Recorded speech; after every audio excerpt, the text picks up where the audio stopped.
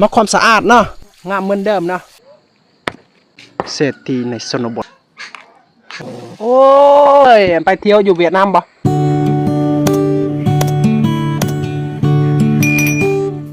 กับสบายดีแหละสวัสดีพ่อแม่พี่น้อง FC เบอร์สุขคนเอามาเติมยินดีต้อนรับพี่น้องที่เข้ามาติดตามรับชมเป็นกำลังใจแก่เบาเติมนะภาพบรรยากาศในมื้อนี้ก็เป็นภาพบรรยากาศยามเช้านะทุกคนกาท้องฟ้ากาสว่างสดใสนะบ่ได้ฝนตกนะทุกคนกาแดดก็บ่แดดฝนก็บ่ฝนซ้ำพอดีนะทุกคนแล้วเราอยากให้ทุกคนกามาเบิ่งมาชมวิถีชีวิตของคนในหมู่บ้านลึกลับหรือว่าหมู่บ้านกลุ่มน้อยๆประมาณ 4-5 ครอบครัวเท่านั้นทุกคนในหมู่บ้านนี้ได้โอเคไปรับชมกันมักความสะอาดเนาะโอ้คักข้าเจ้ามักความสะอาดได้บ่ได้ฝนตกเนาะมื้อนี้เนาะมันใช่ไงเยอะซื่อตัวเนาะป่วนยังไงงาปวนยังไงเอาไอ้สิเฮาบ่ขึ้นมาบ่ได้อันที่เกิดเอานี่ก็เป็นนางหิมได้นางเอกของไอ้สิหอมเอามาตักไงดอกตับเอามาตักเล็บโปะฮะเอาโง่เอาโง่ถือว่าผักพอดเนาะเล็บโปะไปไหนโอ้สะอาดขนาดเลย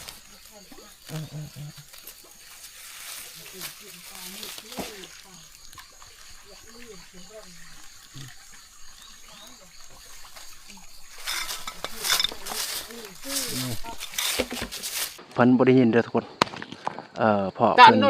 หูหนวกได้แปลงให้มันงามเนาะเละออกเละเอ็มเปรี้ยวหมดนั่นเนาะเพิ่นกำลังเว้าว่าแปลงให้ทางมันดีนะฟ้าทาบ่ดีหั่นบ่มีแขกมาเฮือนแบบนั้นนะทุกคนเพิ่นว่านี่เอาโอ้ขนาดเลยเนาะนี่ก็เป็นคนสมัยแต่กี้หั่นดุขนาดได้เบิ่งขนาดหินซ้ำนี่กับเพิ่นตำให้มันหมุนให้มันเละแบบนี้เลยได้ทุกคน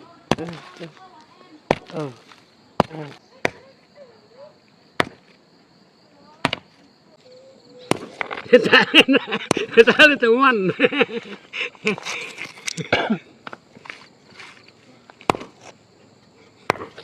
เพื่อนเป็นต่างงามได้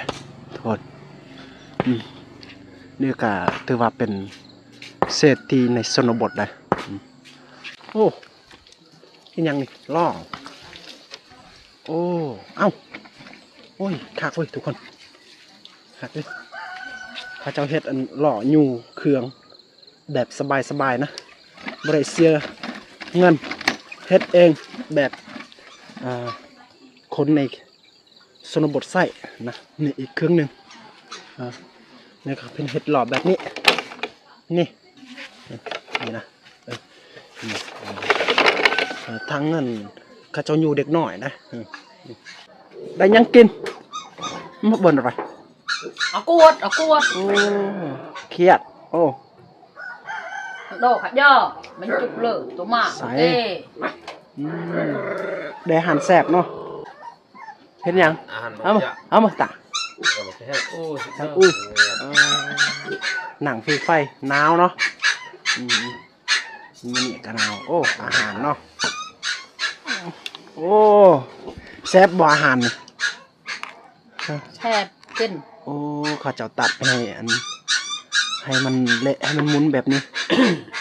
บ่ได้กินเป็นโตได้นี่ก็เป็นการประหยัดอาหารแบบบ้านๆงบน้อยนะนี่ก็ประมาณ 2-3 โตก็กุมกินหมดทั้งครอบครัว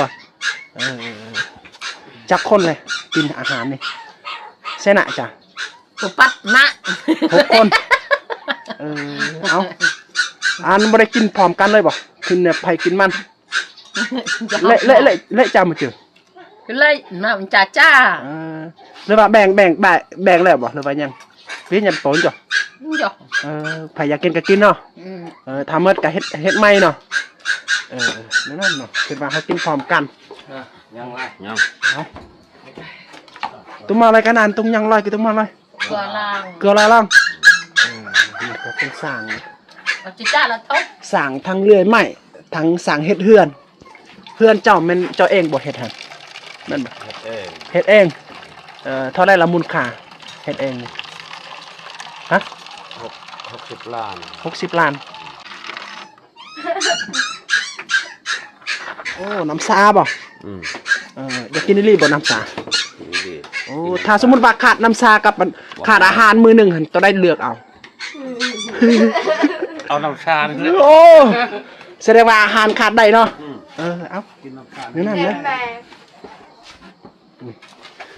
น้ำสากับอาหารนี่เพิ่นว่าถ้าขาดมือหนึ่งนี่เพิ่นสิเลือกน้ำสานี่แหละทุกคนอาหารนี่เพิ่นขาดได้แต่ว่าน้ำสานี่ป้าเถอะมันว่าขาดบ่ได้เลยจักแม่นแท้จักบอกก็บ่ฮู้แต่ว่ามันเพิ่นเว้า มาเป็นกัดมาติดใจ โอ้ได้เข้าหลายบ่ไปนี่ได้จักกระสอบไปนี่นี่แซ่บ่าวอย่าบนตรอกของมันดอกวะ คือน้ำซีลง ลืมดอกลองเอาอ้วยเถอะแม่นแท้บ่ เบา 10 เป่าจำนวนคนในครอบครัวแม่น6 คนเนาะแม่น ร บ่ วมแหกประตูปอดจุดที่การเลยเขาเนี่ยกันปุ๊บปอ 8 คน อืม แต่ว่ากินนั้นได้เข้าไปนี่เห็น10 เป่าโอ้แสดงว่าหันบ่กุ้มบ่กินปีหนึง ก็เลยไปกลุ่มมันให้ชั่วกันนักลาย หาใหม่เนาะ อืม เอาครอบครัวผู้เอื้อยเพิ่นนี่ก็8 คนได้ แต่ว่ายังอยู่ดิเห็นยัง6 คนเนาะ นั่ง6 คน 2 คนหันไปทำงานหารับจ้างหาเงิน ทุกคน แต่ว่า8 คนนี่ แต่เพิ่นได้เข้าปีนี้เห็น10 เป่าถือว่ากินบ่กุ้มเลยทุกคนก็ต้องไปสอกหาอาหารหรือว่าไปสอกหาเงินอยู่บ่อนอื่นทุกคนนี่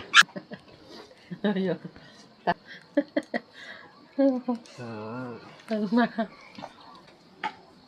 เส้นแมคโดนัลด์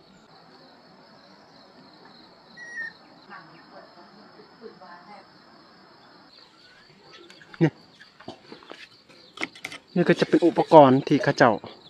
เสียหญ้าได้ทุกคนนี่ถ้าเป็นภาษาของเฮาเองนี่ก็อนุวัตเด้อแต่ว่าภาษาของพี่น้องคนเราคนไทยว่ามักจะบางคน เห็นว่าเขาเจ้าคอมเมนต์ว่าจิบหรือว่าแวกนะนี่ก็เป็นเครื่องที่เขาเจ้าเสียหญ้าแบบสะดวกสบายนะแต่ว่าบางท้องถิ่นเขาเห็นเขาเจ้าเสียหญ้าอันนี้เขาเจ้าใส่เสียมแต่ว่าเสียมมันยากแต่ว่าถ้าเขาใส่อันนั้นแวกกับจิบนี่โอ้คักขนาดเลยไปยังกินเอามาจาดไป ขวด เอากวดโอ้มีแต่กวดตลอดเลยเนาะ เล่นเราอ่ะกว โอ้ ด แซ่บบอกกินกวดหัน อีแฉบ ไปหาการเยี่ยงกลางคืนบ่ได้จักโตละคืนนี่มันแซ่บบ่นกวดบึกเอ้ เฮือง ฮะ ตะเฮือง หมูตะเฮืองถ้วยหนึงเนาะโอ้เป็นตาแซ่บนะทุกคนเลยอันนี้สูตรแบบว่ากินเป็นโตเลยเนาะจักคนเลยกินนี่ไม่ใช่หน้าจานเนาะ แปะ แปะนะแปะนะเนาะกินเนี่ยเฮ็ดอาหารเมนูแซ่บๆเลยเนาะยังนี่ข้าวบ่ข้าววันต้นเนาะทุกคนเลยนี่แหละทุกคนข้าวในเคสนี้ได้ข้าเจ้าเอามันต้นนี่ข้าเจ้าปนกับข้าวนะถ้ากินแต่ข้าวอย่างเดียวก็กินบ่กลุ่มแซ่บ่าวบนเตาเข้ามาเนาะ cáiคือบนปอดบ่าว ปนเบาปนเบาถือว่า4 เป่ากินกลุ่มบ่ đấy in mà เลขกลุ่มสิเฮ็ดแนวได้ต่อปะนี่ถ้าบ่กลุ่มหั่นนะมาเฮ็ดมาตะไปตาเดี๋ยวเลยจะลุกขึ้นมาตะไปตาคันกำตรงแหย่งคือ cái nhẹ kì của mà coi thẻ bà lại ไปหารับ bên trà ไปหารับจ้างอยู่ที่อื่นเนาะเพื่อได้เงินเนาะ thẻ bà ơi bên trà bị ác chồng โอ้ทุกคนเส้นทางนี่เอาบ่เพิ่นเฮ็ดนี่บ่ธรรมดาเด้2 แยกถ้าเฮามาแต่พุ่นนี่ก็แยกนี่เขาสบาย แต่ว่าถ้าผู้ที่กลับแต่ไปแต่พุ่นก็เข้าทางนี้ หรือว่าเข้าทางนี้ออกทางนี้ก็ได้เพิ่นเฮ็ดนะครับคือเป้าหมายเพิ่นอยากให้มีแขกเข้าเฮือนเพิ่นว่านะทุกคนเฮาถามนะเฮือนเจ้าของเฮ็ดเองได้เพิ่นว่าเฮาถามแต่ว่ามูลค่าเพิ่นว่าเพิ่นเฮ็ดเองก็ยังใส่มูลค่า60 ล้านทุกคนถ้าสมมุติว่าเฮาจ้างคนอื่นนี่ก็มันกว่านั่นอีกได้ แต่ว่าเพิ่นกระทั่งสร้างเรือยไม้และสร้างเฮ็ดเฮือนนะก็งบก็ประหยัดแน่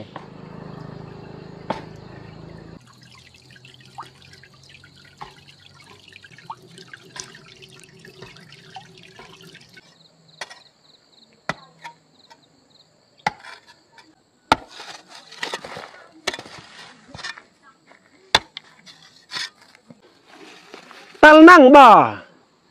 ตัลนั่งอะไรนั่งนี่มาโอ้ยนั่งเลยหมด น้ำอินละอะไร เละ ละอะไร เอา น้ำอินละอะไร อย่างนั้นเนาะ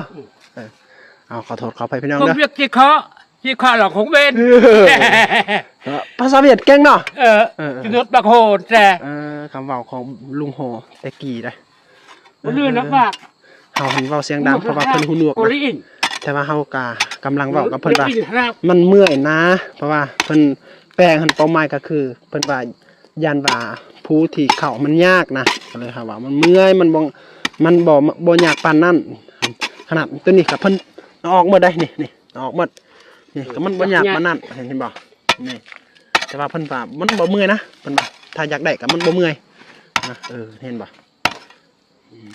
ปูกูไม่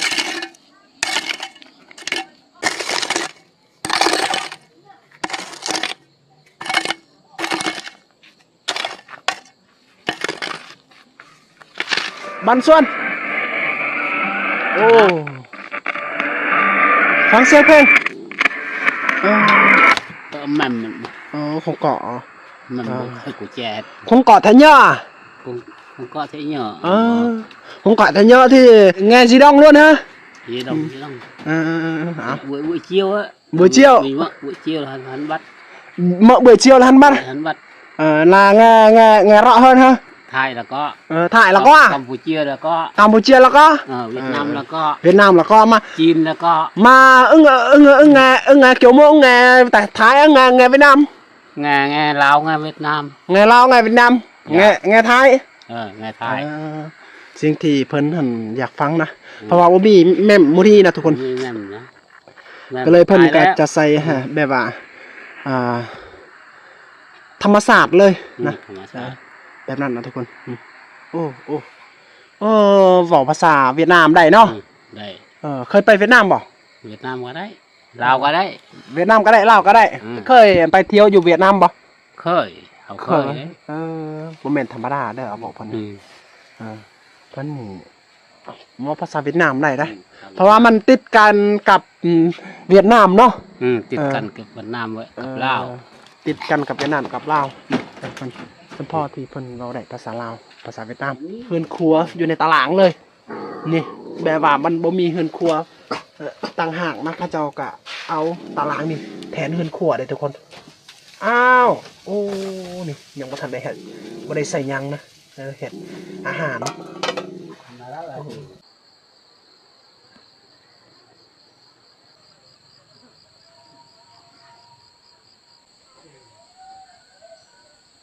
บรรยากาศในมื้อนี้ก็คักขนาดนะทุกคนบ่ได้ฝนตกนะและบ่ได้แดดก็บ่แดดฝนก็บ่ฝนแต่ซ้ำพอดีนะก็เลยคักขนาดได้นี่ได้รถเนาะได้รถซื้อเท่าไรละรถนี่มาเปลยใช่ไหมฮะหาไม่เปลยไปส่วนกินข้าวอะไรบ่กว่าจะจานจ้ะนี่จ้ะเอามาบนจานไปแต่เบิกเกก็บางครอบครัวกินห้อยบางครอบครัวกินเขียดกินกบเนาะไปเก็บมาแต่ใส่หลักกลอหันไปเก็บมาแต่ใส่แต่มาไปกลอแต่ปลาลูกโอ้ไปเก็บที่บ้านปลาลูกหันไก่เติบนะได้ลายบ่ได้ลายอาหารกลอได้ดิภาษาของเราเป็นปลากลอภาษาของพี่น้องปลาหอยปลากลอแต่ว่าเขาจะบ่ได้เก็บตามห้วยปลาเนี่ยเลยบ่ได้เก็บแถวใกล้ๆนี่นะแต่เขาจะมาเก็บนั่นที่บ้านปลาลูนะทุกคนเลยเพราะว่าในเขตนั้นมีกลอแบบนี้นะเป็นอาหารของโปรดทุกมื้อเลยบอกกินกลอนี่แล้วบางข้าวบอกกินอย่างอื่นคือไม่ไรค่ะจ้ะเกมเปิดตาจังมันไปแปะหาก็เก็บอันนั้นมือวาดมือซื่นฮั่นนี่ตากข้าวเนาะนี่ก็เป็นการตากข้าวแบบคนในเขตนี้นะเพราะว่าเขาเจ้าแก้ไขแบบว่าบ่ได้แดดนะทุกคนเขาเจ้าก็เอานี่อีรางภาษาเฮาเอิ้นนะเขาเจ้าใส่แบบนี้อันนี้ก็ซ้ำซองก็เจาะได้เข เขาเจ้าตากไว้นะแล้วตักกลับไปตำนะ ฉลากแล้วบอกแล้ว เขาเปลือก cáiฉลาก ตากะเตียงดอกอิงกลอแต่ไม่ลังเตียงอิงกลอติ cái vi tọ tiền vi tọ mạnh บางเทื่อกะสิตำ มือเอาเนาะ khăn เออ khăn bẹ prengว่าตอตี Ờ. khăn pượt prengว่าตอไม่ ถ้าคันปืดแป้งแต่ไม่ เออ คันเบียแป้งกับตาติ เออ ถ้าสมมุติว่าเขาเจ้าตากหันแห้งหลายถ้าเขาเจ้า เจ๊ ไปซีอยู่จักน้อย แต่ว่าถ้าบ่มี vâng ấy ถ้ามันน้อย đằng mạnh bớt lấy thôi แต่ละเขาเจ้าตำเอง มันมีโคกนะทุกคนเพราะว่าถ้ามันเขาเจ้าตากน้อยหันกะซ้ำพอดีตำเองกับเขาเจ้าตำหันนะก็เสียดายมันเฮาบ่ได้เห็นเขาเจ้าตำได้เพราะว่ามันน้อยซื่อๆนะทุกคนได้เข้าไปในจักเป่าได้เข้าเป็นอย่าลืมมาบนเสียเบาตรอกมันบนเสียเบา ก็มันchết bào มันจิตเบา ừ. มันเสียหน้าจ้ะ cái chả bơ tí cào 8 คน ได้เข้า10 เป่า Ờ. โอ้กุ้มบอกกินปีหนึงกุ้มอ่ะจ้ามากุ้มอ่ะ mà ở chấm á บ่ฮู้ ừ. แต่ว่าแต่ละเทื่อเด้แต่ละ mà เทื่อ lại về cùng với chàng ถ้าสมมุติว่าบ่กุ้มนี่อันนั้นสิ สิเฮ็ดหยังต่อบัดนี้ coi chua chả cần nặng hơn Ừ. coi mà rồi chả nặng kể cái lấy về cùng Ừ. mình chết bao thì coi แสดงว่าถ้ากุ้มถ้ากินบ่กุ้มมันต้องไปหาอย่างอื่นอีกกินแทนเนาะเพราะว่ามันต้นหรือว่าไปหาทำงานแม่นบ่ chua chả cần nặng hơn lấy về làm cái เขตนี้มักจะมีข้าวน้อยนะทุกคนบ่ได้มีข้าวหลายนะบางครอบครัวก็ประมาณ10 เป่าหรือว่า3 เป่าแต่ว่าเมื่อที่เขาเจ้ากินมันบ่กุมเขาเจ้าก็ต้องไปหาซื้อหรือว่าไปหาทำงานแบบนั้นนะส่วนหลายเขาเจ้ามักไปทำงานอยู่ประเทศเวียดนามนะเพราะว่าแต่นี่ไปหาเวียดนามมันบ่ไกลปานใดนะทุกคนก็เลยเขาเจ้ามักจะไปหาอยู่ที่นั่นเพราะว่าและอีกอย่างค่าแรงก็มันค่อนข้างดีแน่นะทุกคนอาหารขายเครื่องส่วนหลายก็มักจะมีอันสินค้าของพี่น้องคนไทยนะทุกคนและสินค้าของเวียดเองนะโดยเฉพาะอันกระทิงแดงนะมักจะมีของคนไทยนะเครื่องดื่มอย่างต่างๆและขนมมันมักจะมีอันของเวียดเองแต่ว่าสำหรับเครื่องดื่มนี่มักจะมีของคนไทยและสระผมอีกอย่างต่างๆแบบนั้นมักจะมีของพี่น้องคนไทยนะทุกคนนี่ครับเป็นการไข่ข้าเจ้าตั้งหานจนตารางเลยได้ยังมาทำเปิดหานเถื่อเป็นหานน้อยๆเป็นการไข่ในเขตซุ่มซนนะถ้าพี่น้องมาอยู่ในเขตนี้ก็ต้องรู้จักในการสังเกตได้เพราะว่าข้าเจ้าบ่ได้เปิดหานใหญ่เนื่องจากว่างบประมาณบ่ค่อยมีก็เลยข้าเจ้าก็เอาเฮ็ดแบบนี้แหละทุกคนก็ต้อง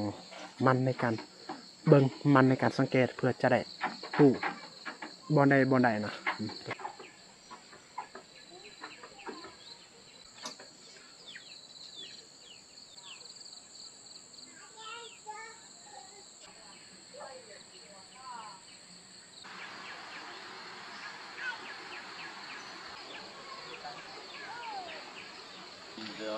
สบายดี